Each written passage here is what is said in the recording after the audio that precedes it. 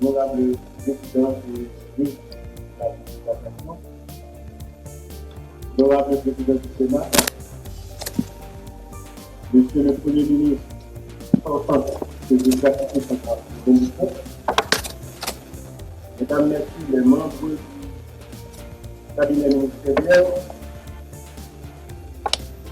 monsieur le directeur général AI de la police nationale d'Haïti, monsieur le commandant AI des forces armées d'Haïti, mesdames, messieurs les représentants des autorités religieuses, diplomatiques et consulaires, mesdames, messieurs les représentants des partenaires techniques et financiers, mesdames, messieurs les membres des grands corps de l'État, mesdames, messieurs les représentants des partis politiques, mesdames, messieurs les représentants des organismes de la société civile, mesdames, messieurs de la presse parlée, écrite, télévisée en ligne, concitoyennes, chers concitoyens, distingués invités. Je veux remercier le Seigneur à chaque instant. Ma bouche chantera toujours sa louange. C'est par ces paroles du psaume 34 que je tiens avant tout à remercier Dieu pour ses bienfaits et ses bénédictions dont il m'a toujours comblé. Investi de la confiance de son Excellence, Monsieur le Président de la République, je suis appelé dans cette conjoncture particulièrement délicate à conduire l'action gouvernementale comme Premier ministre. Je vous remercie, Monsieur le Président, de cette confiance placée en moi et je vous promets que je tâcherai de tout faire pour être à la hauteur de la situation. Des remerciements particuliers à ma famille pour sa solidarité, sa patience et sa tolérance envers moi. C'est le moment pour moi, Excellence, de rendre un hommage mérité au Premier ministre sortant, M. Jean-Michel Lapin, qui a su faire preuve de courage et de détermination dans la conduite de la Banque nationale durant la dernière période de crise que le pays vient de connaître. PM Chapeau. Chers concitoyennes, chers concitoyens, l'heure est grave. Aujourd'hui, une situation socio-économique très précaire qui pourrait déboucher à tout moment sur une catastrophe humanitaire. Notre pays est à l'agonie. Malgré nos divergences politiques, nous devons donc cesser ce conflit fratricide pour conjuguer plutôt nos efforts en vue de faire revivre notre mère patrie. Cette quête d'harmonie sociopolitique et de reprise économique est la condition fondamentale de la réussite du dialogue national qui devrait conduire à la tenue d'élections honnêtes, transparentes et inclusives. En dépit des difficultés actuelles, ma volonté d'apporter ma pierre à la construction de l'édifice national est intacte. Toutefois, je ne saurais prétendre assumer seul mes responsabilités en tant que Premier ministre et obtenir des résultats satisfaisants sans y associer chaque secteur, public, privé ou associatif, chaque fille et chaque fils de la nation. À cet effet, la culture de résultat qui m'a toujours guidé durant toute ma carrière doit irriguer chaque artère de ce gouvernement, afin que les faibles moyens dont dispose le pays puissent être utilisés à bon escient. Aussi, il est indispensable que chaque action posée par les ministres de mon gouvernement soit revêtue du sceau de l'efficience et la recherche du bien-être collectif selon le vœu du président de la République. Pour cela, les politiques publiques se situeront au cœur de l'action gouvernementale et constitueront un projet générateur de chaque décision. Mesdames, Messieurs, Haïti est un pays où tout est urgent. Tout devrait être une priorité. Néanmoins,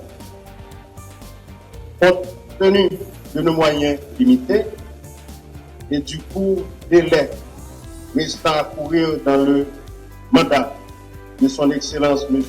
Jovenel Moïse, je voudrais insister sur 3 éléments qui vont constituer les piliers de l'action de mon gouvernement. En premier lieu, le rétablissement du climat sécuritaire est essentiel à la stabilité de la nation. Pour poursuivre des activités régulières de la population et redonner confiance aux investisseurs qui nous attendent. Ainsi donc, le combat est déjà initié par le gouvernement sortant contre l'insécurité sera maintenu, poursuivi et renforcé. Pour améliorer la capacité d'intervention des forces de l'ordre, mon gouvernement poursuivra avec la formation des agents, la dotation des équipements et matériels de sécurité et nous mettrons des efforts substantiels, j'ai bien dit substantiels, sur l'anticipation et la prévention, en améliorant la recherche et la gestion de l'information. Il nous faudra également prendre des mesures concrètes pour remonter le moral des agents de la police nationale et des forces armées. Policiers, policières, quitte ces sacs partisans syndicats, quitte ces sacs contre syndicats, quitte ces sacs qui neutres, bien que nous ne parlions pas neutre ou chaud, non, rien. Même si je ne peux pas diriger la police là directement, je dis. Mais en tant que chef du CSPN, je suis le premier policier de la République.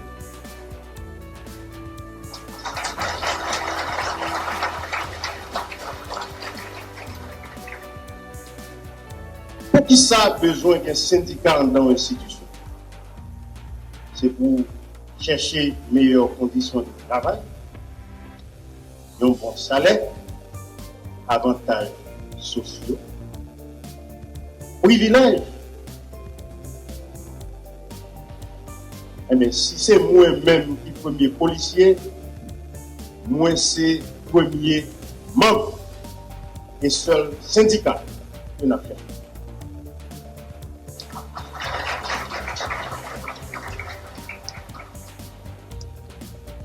Nous ne pouvons pas nous défendre droit, nous connaissons bien passé que la législation code déontologique que nous gagnons, il faut qu'on ait droit pour ça. Mais comme m'a représenté valablement en tant que premier policier, je promets que m'a respecté nous en tant que force spéciale qui méritait traitement spécial.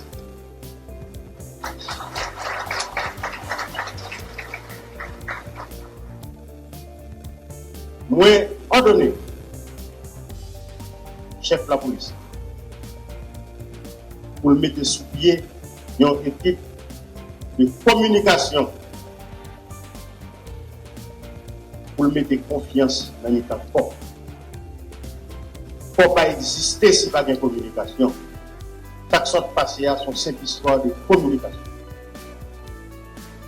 Pas de corps, c'est pour dire ou pas de corps. Le chita n'a bien mené, pour eux-mêmes, il faut pour expliquer. Et chaque fois, c'est pour expliquer. Tout le temps, ils ne pas comprendre, c'est pour parler. Ils ne pas comprendre plus tard, ou bien pour parler encore.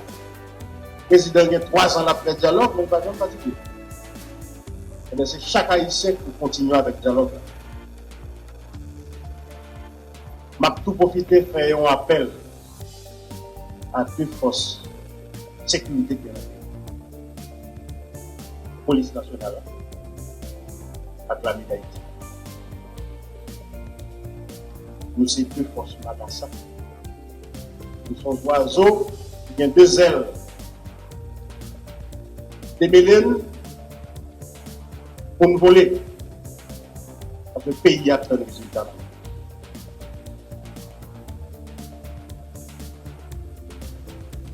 Nous allons organiser l'homme qui travaille avec le président de la République là pour le conseiller SPN en échange. Une bonne directive pour le pays à reprendre stabilité. Engagement prend, il n'y a pas de limite pour nous frapper. Insécurité. Que ces bandits à cravate, à chemise blanche, même j'en veux. Que ces bandits qui salent, qui déshabillés, tout radio chiré. L'autre jour, moi, 3 photos, m'a regardé des fusils, nègres tiré, m'a pris des côtés, ça a aucune force. Pour supporter le recul ici. Ces démons, c'est vrai, mais ce sont nos démons. Nous passons tout le temps à prier démons dans le pays. Nous ne pas respecter personne. Nous jouons tout le monde là. Nous manquons de monde, les gars. Le nouvelé. Eh bien, il faut que ça finisse. Nous ne pouvons pas passer 20, nous avons déchiré l'autre, nous avons fait un tableau LED. Et nous connaissons la communauté internationale qui est là.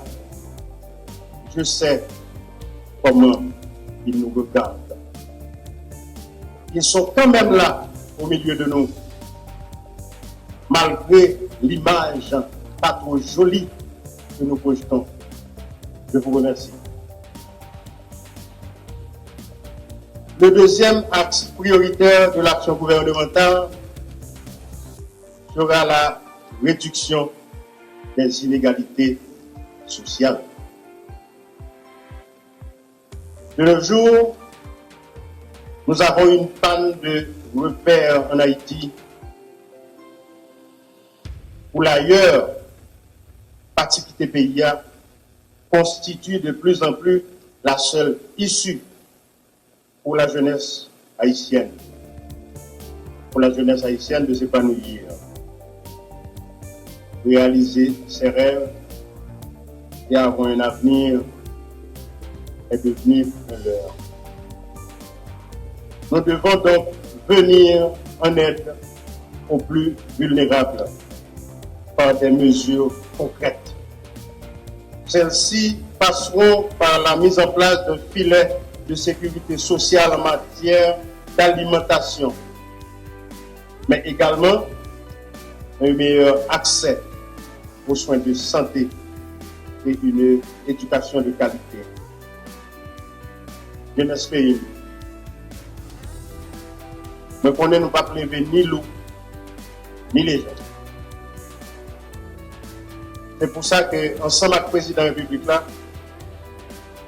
je prends la responsabilité avec tout le gouvernement pour encadrer jeunes femmes et jeunes garçons dans le pays d'Haïti. Quitter une activité professionnelle, dans l'intégration, monde qui vivent avec mobilité réduite, nous les handicapés, dans la culture, dans le sport, dans l'école, à l'université. Aussi, dans le business, Jean-Président a commencé à faire déjà pour prendre confiance dans la tête. Ne pas utiliser force, courage, imagination, créativité, mais nous-mêmes, grand monde, il faut oublier la division. Ça peut nous casser le pays. Pour l'espoir, va commencer à bourgeonner. Pour nous capables de construire des mains meilleures à un avenir plus solide. Le dernier axe prioritaire, c'est la relance de l'économie. Garante de création d'emplois durables passe obligatoirement et notamment par une bonne gouvernance dépouillée de tout favoritisme, avec comme boussole le respect des compétences basé sur l'éthique et une gestion publique responsable. Il y a 4 institutions qui sont stratégiques pour moi. J'aimerais dire, ce n'est pas une qui est important que l'autre. Même par contre, pour ça, c'est la police qui vient en premier. C'est une institution stratégique pour nous. La médaille ici, même si nous avons dit l'après, de toute façon, comme tu as gagné, on dit avant. DGI avec la douane. Sans ne pas oublier le secteur éducatif, la professeur, le secteur santé qui forme. Ne pas oublier, il y en a non. Mais police nationale, l'armée d'Haïti.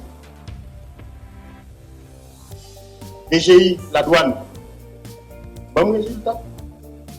Et puis, m'a fait une belle.